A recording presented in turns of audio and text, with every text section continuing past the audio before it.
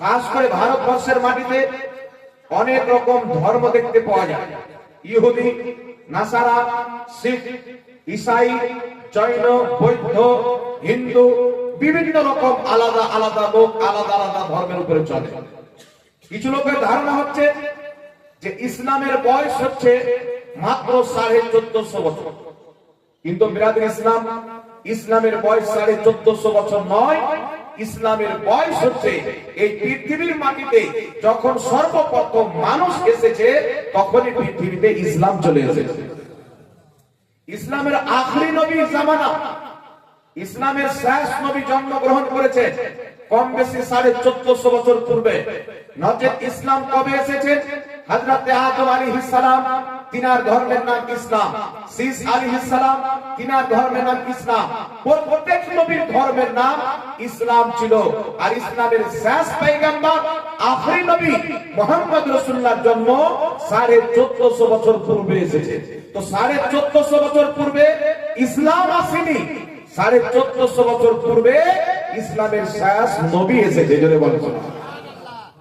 এই জন্য বিরাট ইসলাম কেউ যদি আপনাকে বলে যে আপনাদের ধর্ম হলো পুরাতন, আমাদের ধর্ম নতুন, নতুন নয়, আমাদের ধর্মটাই হচ্ছে সবচাইতে পুরাতন ধর্ম।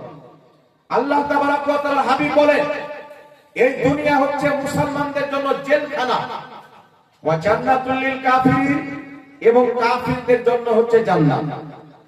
আর আল্লাহ পাক পরওয়ারদিগারে আলামের জমিনে মানুষ বিভিন্ন রকম ধর্ম নিজে নিজে বানিয়ে নিয়েছে।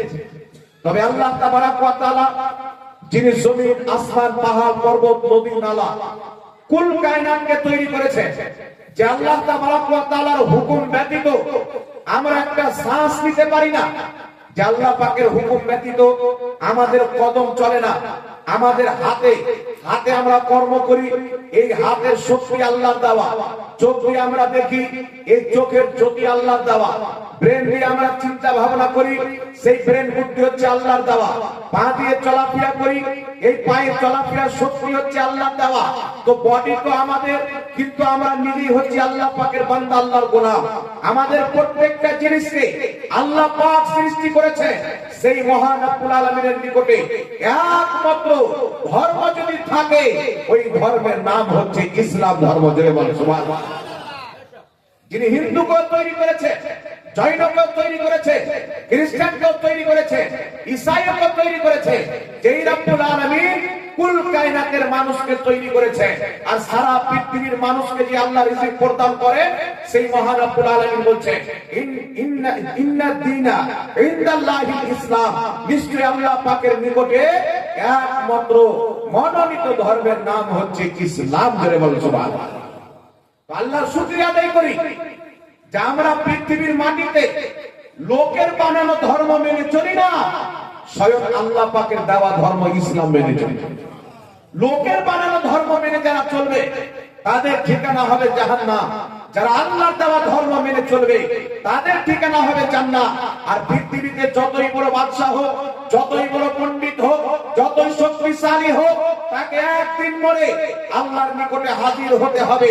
তখন যত তার শক্তি ছিল, যত তার পানওয়ান কাহিনী ছিল, সমস্ত জিনিসকে ত্যাগ করে তার ঠিকানা জাহান্নামে হবে।